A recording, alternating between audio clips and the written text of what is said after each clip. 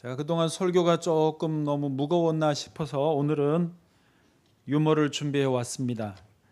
근데 하필 들고 온 게 아재 개그입니다. 더 썰렁해질까 겁이 납니다. 썰렁해도 하는 게 또 아재 개그입니다. 근데 웃으면 여러분도 아재이시고 해보겠습니다. 밤에 모기 때문에 짜증나서 째려보니까 모기가 한 말은 웽입니다. 세상에서 가장 뜨거운 전화는 화상전화입니다. 세상에서 가장 가난한 왕은요, 최저임금입니다. 화장실에서 방금 나온 사람은요,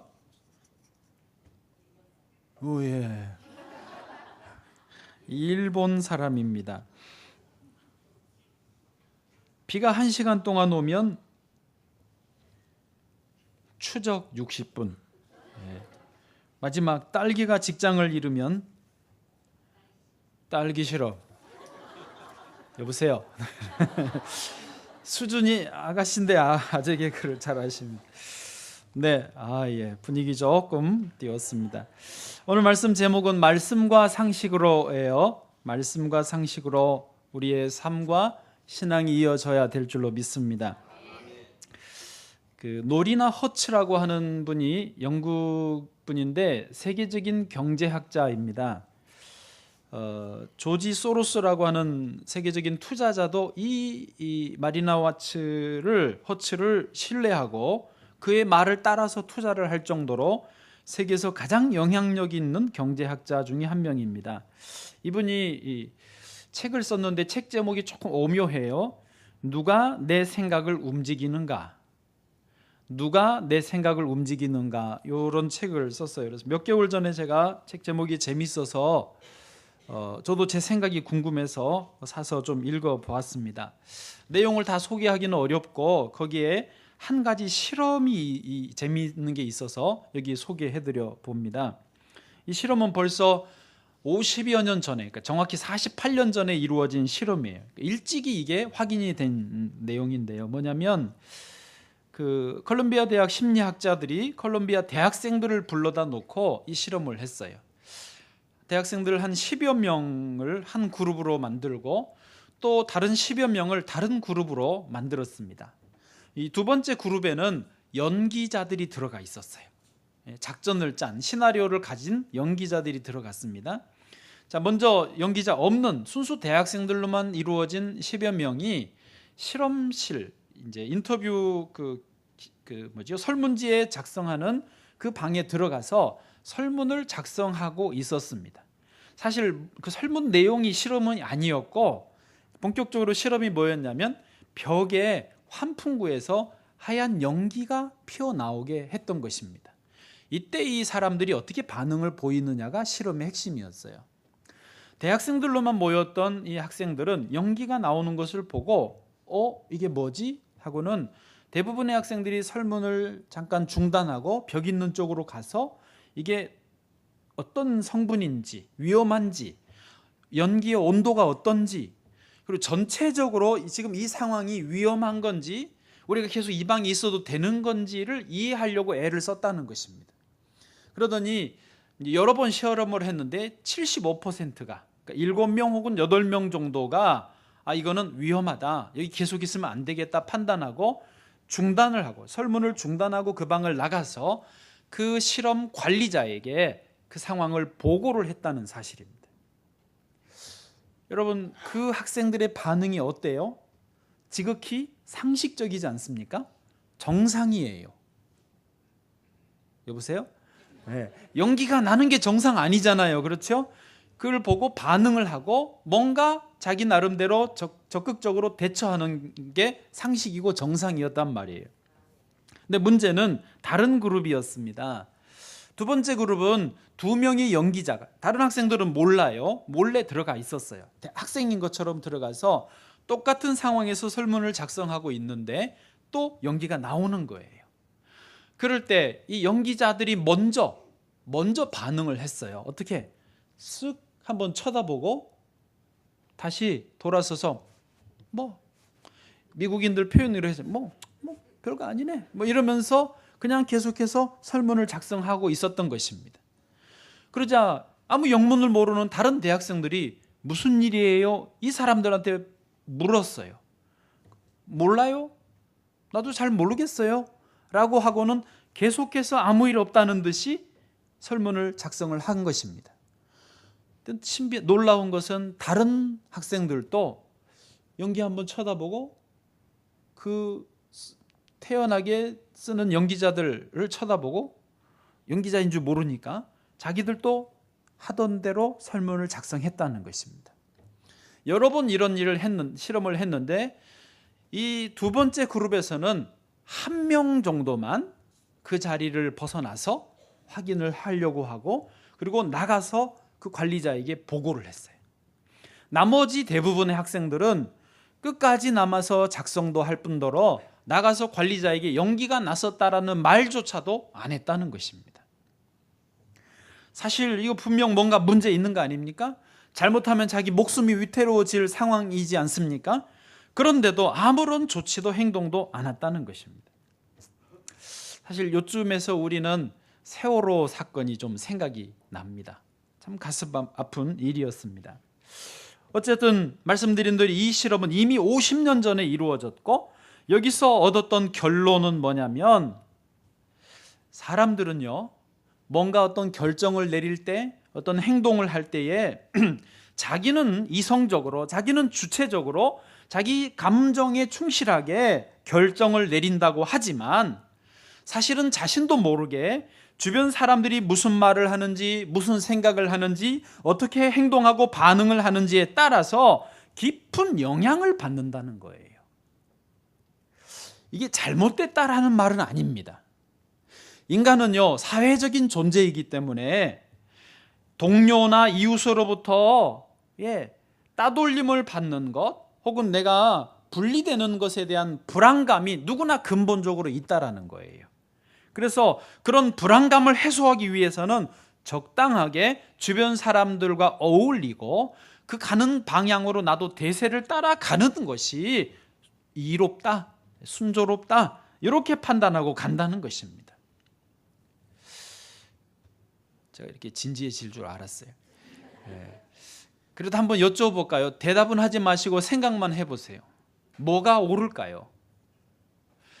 사람들이 말하고 반응하고 표현하는 걸 완전히 무시하고 그냥 나는 내 길로 마이웨이로만 가는 게 옳을까요? 아니면 사람들이 반응하고 표현하는 그쪽으로 그냥 순응하에 가는 게 옳을까요? 말하지 마세요. 아직은 대답하지 마시고 생각만 해보세요.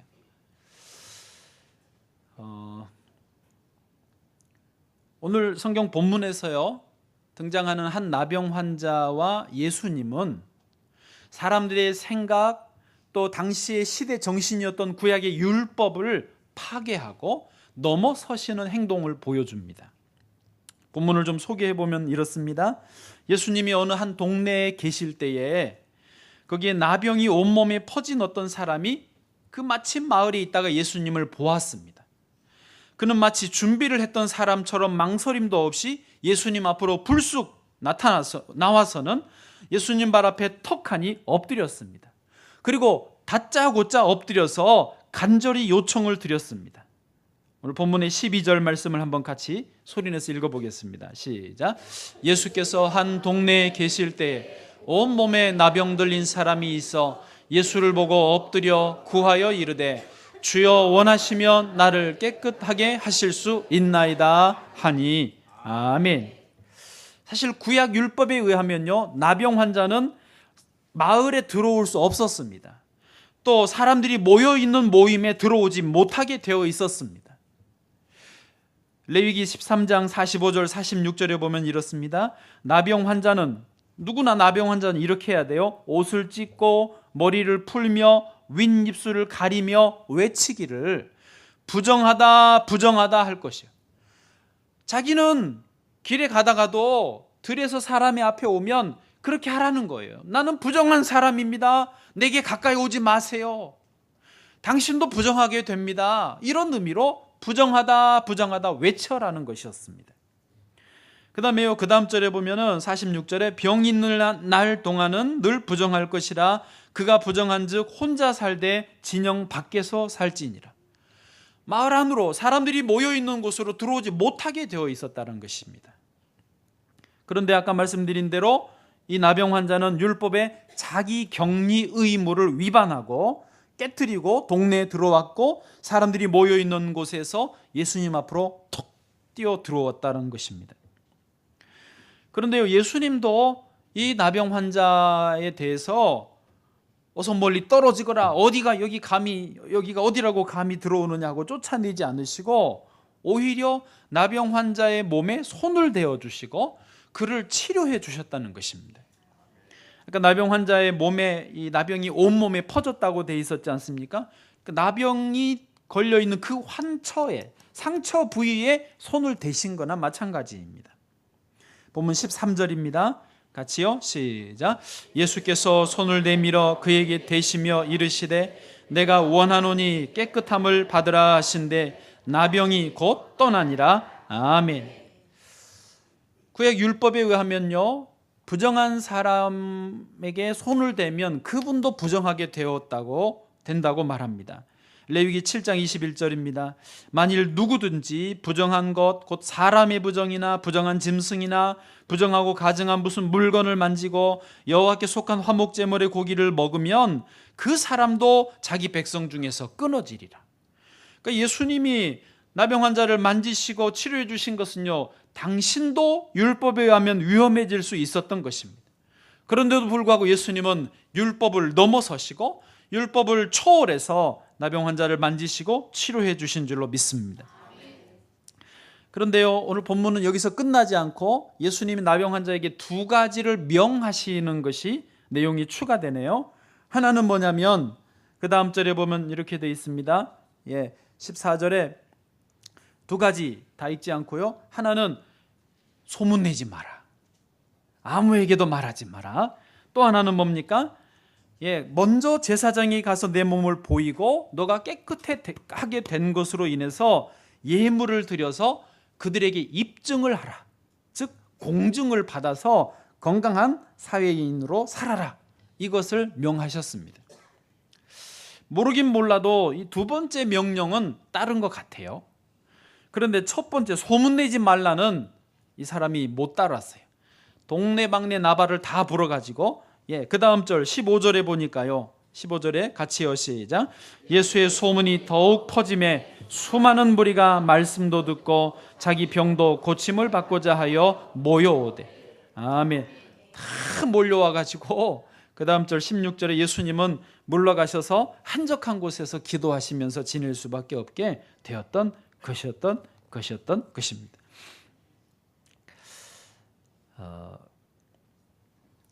여러분 한번 상상을 해보실까요? 저를 봐보세요.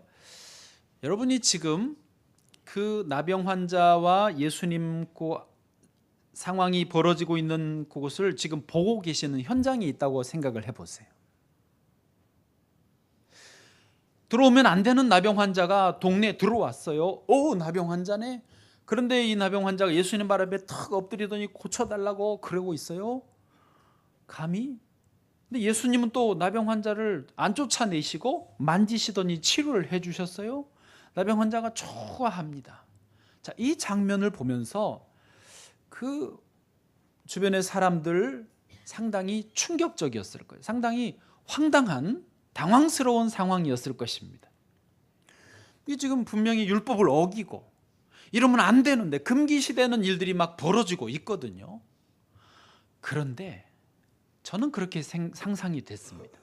이 상황을 상상을 하면서 저도 모르게 이 뱃속에서부터 뭔가 시원함이 올라오는 것을 느꼈습니다. 금기시되어 있는 것들을 지금 깨고 있지만은 뭔가 그래, 될 일이 되었다. 그래, 이렇게 돼야지. 정말 뭔지 모를 시원함, 뭔지 모를 기쁨이 내 속에서부터 올라오는 것을 저는 느꼈습니다. 여러분도 안 그러세요? 우리가 어떤 이 사회에 어떤 사람들이 생각하는 게 있어요. 그 맞추어 살려고 애를 써요. 그러나 그렇다고 꼭 우리가 시원하고 기쁨이 넘치고 그러지는 못할 때가 더 많습니다. 때로는 그것을 거스를 때 정말 해야 될 일을, 해야 될 말을, 순종해야 될 순종을, 봉사를, 사랑을 할 때에 우리가 시원함, 기쁨을 얻는 때가 있다는 것입니다. 바로 이 장면이 저는 그런 장면이라고 믿습니다. 우리가 여기서 질문을 또 하나 해보면요, 이 나병 환자가 예수님께 요청을 드릴 때 단서를 붙입니다. 보면 12절에 보면은요, 이렇게 말하지 않습니까? 엎드려서 주여 원하시면 나를 깨끗게 하실 수 있나이다. 아니 그냥 주여 나를 좀 치료해 주세요. 내 이 나병이 너무 저주스러워요. 제발 치료해 주세요. 그렇게 해도 될 텐데 왜 주여 원하시면이라고 단서를 붙였을까? 이 본문이요, 이런 표현이 정확한 이유가 뭐냐면 지금 누가복음과 함께 마태복음 8장에도 마가복음 1장에도 요 똑같은 내용이 기록되어 있습니다. 그런데 마태복음, 마가복음에도 똑같이 이 나병 환자는 주여 원하시면 나를 깨끗게 하실 수 있나요? 주여 원하시면 이라고 단서를 다 붙여놨어요. 그 말은 당시에 정확하게 이 나병 환자가 그 말을 했다는 것을 사람들이 다 들었고 여기에 똑같이 적어준 거라는 것이죠. 그럼 다시 생각해 보시죠. 왜 이 나병 환자가 주여 원하시면 이라는 것을 강조하고 깨끗게 하실 수 있나이다라고 말했을까요? 사실 이 나병 환자 자신도 사람들의 생각, 율법이 금하고 있는 그 율법 조항을 다 알고 있었습니다. 자기는 지금 이렇게 온 것 자체가 잘못하고 있는 것 알고 있었습니다. 중요한 것은 내가 이렇게 잘못 왔고 율법을 뛰어넘었고 사람들이 어떤 상식을 넘어서 왔지만은 예수님은 과연 나를 어떻게 생각하실까? 예수님만 나를 받아주신다면 내가 율법을 어긴 것도 용납되지 않을까? 그리고 내 이 병도 치료되지 않을까 하는 그런 마음이었던 것입니다. 오늘 이 말씀에서, 이 사건에서, 이 나병 환자의 말에서 주님은 저와 여러분에게 분명한 메시지를 주시는 것이 있습니다. 그것이 뭐냐? 여러분, 우리의 삶에 아무리 복잡한 문제가 있을지라도, 아무리 힘든 상황이 있다 할지라도, 100명, 1000명, 10,000명도 나를 이해해 줄 수 없는 상황에 내가 있다 할지라도 있는 모습 그대로 예수 그리스도 앞에 나오면 주여 원하시면, 주님만 원하시면 주님은 이 문제를 해결하실 수 있습니다. 그렇게 두려워하지 말고 염려하지 말고 머뭇거리지 말고 주님 앞으로 나오라, 그 말씀인 것입니다. 여러분, 사람은요 문제 없는 사람 없습니다. 노르웨이에 이번에 어떤 작가가 신문에 나온 거 보니까 나의 투쟁이라는 책을 썼어요. 어떤 자서전적인 책인데 이게 11권이나 돼요. 근데 이거를요 노르웨이 사람들이 10분의 1이 10명 중에 1명은 그 책을 전집을 다 사가지고 다 읽은 거예요. 그리고 그 책이 노벨 문학상 후보에, 그 작가가 올라간 거죠. 후보에 아직 받은 건 아니고 그만큼 대단한 거예요. 근데 그 많은 책들 속에, 나의 투쟁 속에 있는 내용의 핵심은 뭐냐? 모든 사람은 투쟁, 인생은 투쟁이다. 끊임없는 문제, 끊임없는 어려움, 고난들이 있기 때문에 투쟁하면서 사는 게 결국 인생이고 그게 정상이라는 거예요. 그 책 안 사보셔도 돼요. 그게 핵심이야. 그게 핵심. 그러니까 누구나 문제가 있어요. 어떤 경우는 다른 사람도 공감하는 문제일 수 있지만 어떤 경우는 누구도 이해 못하는 정말 나만 특별한, 유일하게 이건 세상에서 나만 겪는 어려움일 거야 하는 그런 어려움도 있으실 것입니다. 그런데 중요한 것은 그런 문제를 할지라도 주여 원하시면, 주님이 원하시면 이 문제를 해결하실 수 있습니다. 그렇게 주님 앞으로 나오라는 거예요. 망설이지 말고 주저하지 말고요. 주님이 나를 용납하실까? 그럼요, 용납해 주시죠. 주님이 나를 이해해 주실까? 그럼요, 10,000,000명이 이해 못해도 주님은 이해해 주십니다.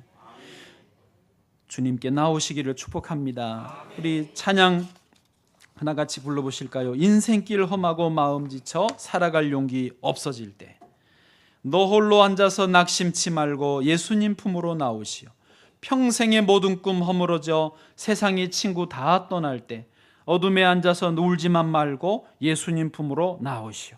어둠 밤 지나면 새날 오고 겨울 가면 봄이 오듯 이 세상 슬픔이 지나고 나면 광명한 새날이 다가오네. 예수님은 나의 생명, 믿음, 소망, 사랑 되시니 십자가 보혈 자비의 손길로 상처 입은 너를 고치시리. 네, 한번 반주해 줘 보세요.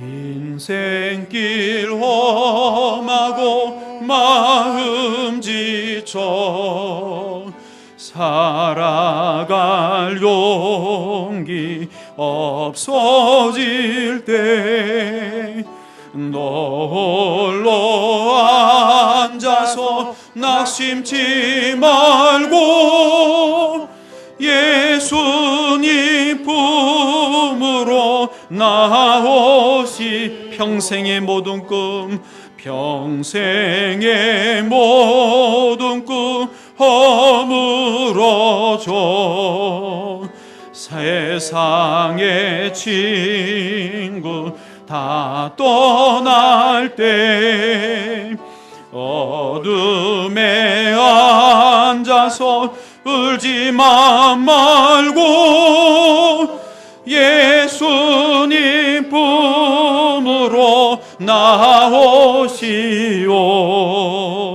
예수님은 나의 생명, 믿음, 소망, 사랑 되시니 십자가 보혈 자비의 손길로 상처 입은 너를 고치시. 어둠 밤 지나면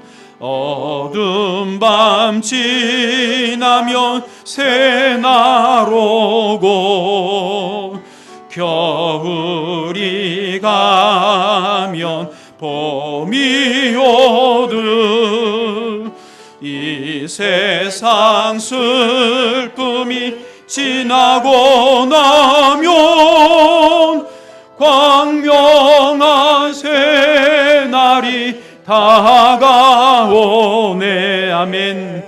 예수님은 나의 생명, 믿음, 소망, 사랑 되시니 십자가 보혈 자비의 손길로 상처 입은 너를 고치시리.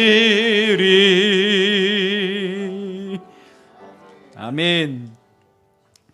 여러분, 예수님께 나오시기를 축복합니다. 만약에요, 우리가 예수님께 나올 힘이 없다면 감사하게도 예수님은 우리를 내버려 두지 않고 우리에게 찾아오십니다. 마음의 문을 노크를 하시는 것입니다. 그럴 때는요, 마음의 문을 열어드리기만 하면 돼요.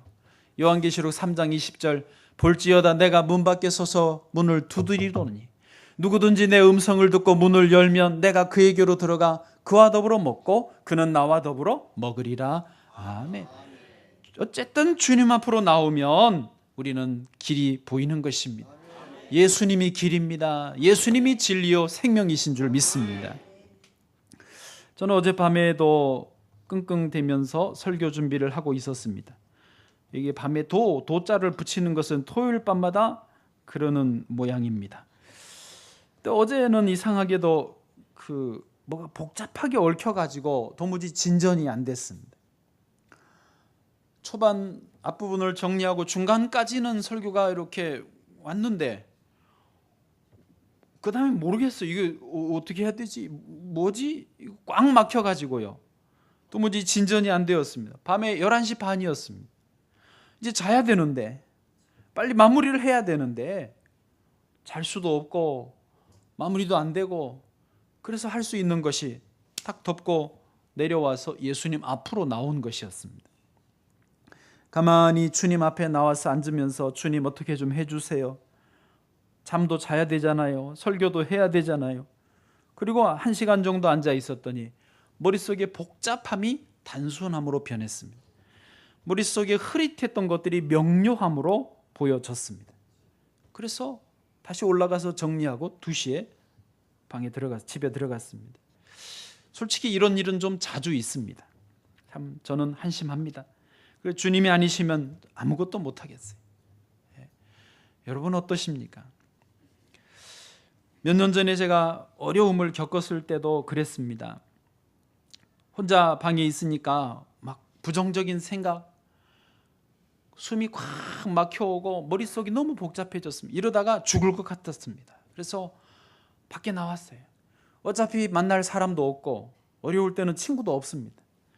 전화 배터리도 안 달고 전화 오지도 않으니까 걸 데도 없고, 그래서 서점에 갔습니다.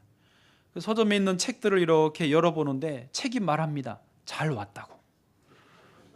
잘 왔다고 그러더라고요. 내용이 뭐였냐면 이게 자기계발서 같은 건데, 직장을 잃었을 때는 집에만 있지 말고 나와서 친구를 만나든지 서점에 와서 책을 보라고 써 있더라고요. 근데 책방이 잘 갔잖아요. 여러분, 인생에 어려움이 오면 혼자 있으시면 안 됩니다. 병도 옛말에 병 걸리면 알리라고 그랬잖아요. 병은 알리라고. 좋은 일도 알리면 좋지만 사실 좋은 일 알려봐야 별로 안 좋아합니다, 그분들. 병 걸렸으면 알리세요. 그러면요, 먹던 약도 주고요, 말도 안 되는 민감요법도 알려주고요, 뭐 진짜 황당한 일들도 있지만은 그 덕택에 내 병이 객관화되고 치료법이 나오고 건강해지는 것입니다. 이 나병 걸린 분도, 나병은 저주받은 병, 하나님의 형벌로 내려진 병으로 인식되었지만 그는 외딴 곳에 머물러 있지 않았습니다. 그게 율법이긴 하지만 그러면 영영 길이 없거든요. 나왔어요. 마을로 들어오고 마침 예수님 봤더니 예수님 앞으로 나와 엎드렸던 것이었던 것입니다. 그렇습니다. 더욱더 어려울수록, 외로울수록, 길이 안 보일수록 더욱더 예수님 앞으로 나와야 되는 것입니다. 세상은 돈 다 압니다. 돈 쫓아다니면 돈이 잡히는 것이 아니라 돈이 도망갑니다. 신사임당 세종대왕 손잡고 나 잡아봐라 하고 도망가시는 것이 세상입니다. 그러나 우리가 주님을 쫓으면, 돈 안 쫓고 예수님을 쫓아가면요, 둘이 손잡고 어디 가세요? 우리 여기 있어요. 날 잡수세요 하고 쫓아오는 것이 돈인 줄 믿습니다. 아멘. 부자 되시기를 바랍니다. 세계무역센터 수석 부총재를 지내신 이희돈 장로님은 자기는 그래서 돈을 안 쫓아다닌데 왜? 이름에 돈이 있어가지고. 정말로 그 유머를 하시더라고요. 이분은 옥스퍼드 대학 종신 교수이고 이사입니다. 폴 브라이트 장학재단 부이사장입니다. 노벨상 위원회 위원이기도 합니다. 세계무역센터 부총재 일을 보면서도 주로 만나는 분들이 세계적인 기업 CEO, 국가의 재무부 장관, 총리, 이런 분들만 만납니다. 그분들도요, 시간을 딱 15분씩만 만납니다. 얼마나 바쁘겠어요. 그런데도 이분은요, 돈 걱정 안 합니다. 이름에 돈이 있으니까 알아서 올 줄로 믿고 하루에 제일 아침에 중요하게 하는 시간이 새벽 기도입니다. 1시간 반을 예수님을 만나는 것입니다. 예배 30분, 기도 1시간. 그때 하루 종일 있을 모든 일들 다 정리 끝납니다. 누구와 함께? 예수님과 함께. 사실 가고 오는 시간까지 합치면 3시간 걸린대요. 그래도 그 3시간을 써야 하루에 15분 해도 척척척척척척 일들이 잘 진행된다는 것입니다. 하나님을 온전히 의지하고 주님만 의지하면 삶이 질서가 잡히게 되는 줄로 믿습니다. 정재훈 박사님 1986년 우주왕복선 챌린저호가 폭발을 했습니다. 여러분 TV에서 보셨죠? 그 폭발 원인을 분석해서 핵심 가열 장치를 개발해 가지고 1988년에 디스커버리호를 성공시킨 인물이었어요. 그래서 미 항공우주국 나사의 자존심을 회복시켜 주었다는 분으로 알려졌습니다. 이분은 현재도 우주 중장비 핵심 기술을 개발해 몰두하고 있습니다. 정재훈 박사님은 미국 오렌지 카운티 한인교회 장로님이십니다. 이분 간증이 그렇습니다. 젊었을 때 처음에 미국에 이민 가서 아주 작은 회사에 취직이 돼서 열심히 일했답니다. 그러면서 동시에 미국의 작은 개척교회, 한인교회들이 다 작거든요. 작은 개척교회에 나가서 있는 힘을 다해서 봉사를 했답니다. 늘 교회 중심으로, 예수님 중심으로 새벽부터 봉사하고 주일 봉사하고 평일에는 열심히 회사 가서 일하고, 그렇게 했더니요, 하나님이 은혜를 주시더래요. 눈을 열어주시더래요. 그 챌린저호가 폭발했을 때 늘 기도하고 예수님 중심으로 살아서 그런지 자기 눈에는 이게 보이더래요. 아, 이거겠다, 이걸 것 같다. 체크해보니까 그게 문제더래요. 그래서 그걸 보완해서 내놨더니요, 그 다음에는 2년 뒤에 성공을 했던 것입니다. 이분이 간증이 그겁니다. 간증이 뭐냐? 여러분, 기도하는 사람이 되십시오. 교회를 사랑하십시오. 교회 충성하십시오. 목사님 말씀을 잘 들으십시오. 용기를 갖고 세상에 담대하게 나아가십시오. 꿈을 가지십시오. 새벽형 인간이 되십시오. 진정한 예배자가 되십시오. 아멘 하는 분들에겐 복이 있을 줄로 믿습니다. 세상은 복잡하게 우리에게 다가옵니다. 그러나 예수 믿는 사람들은요, 단순하게 나가면서 복잡함을 해결하는 것입니다. 무엇입니까? 예수 그리스도 앞으로 나아가는 것입니다. 비행기를 발명한 라이트 형제는요, 목사님 자제들이었어요. 당시의 사람들은 인간은 하늘을 못 난다, 계속 몇 번 실패하고는 안 된다 그랬습니다. 그러나 라이트 형제는요, 하나님을 알고 예수님을 믿는 형제들이고 아버지가 목사님이니까 하나님이 도와주시면 된다. 그리고 그 일을 성공시킨 것입니다.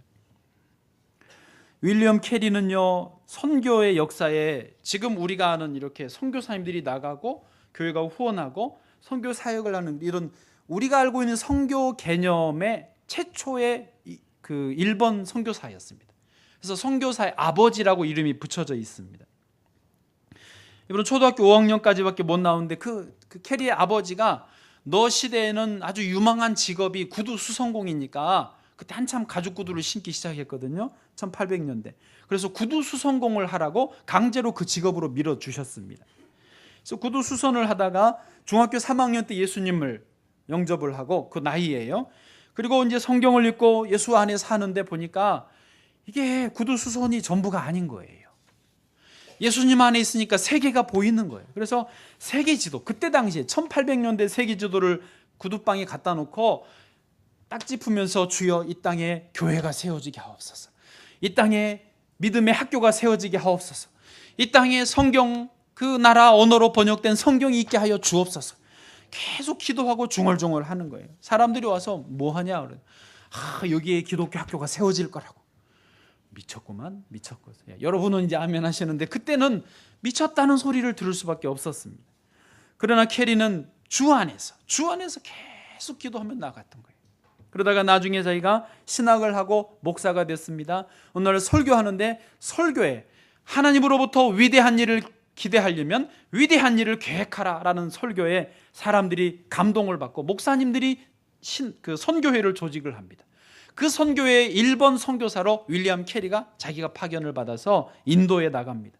그래서 인도어로 성경을 번역하고 벵갈로로 성경을 번역하고 수많은 100 몇십 개 학교를 세우고 셀 수 없는 교회들을 세웁니다. 사람이 합니까? 주 안에서 있으면 우리가 생각지 못한 상상을 넘어서는 일들을 할 수 있는 줄로 믿습니다.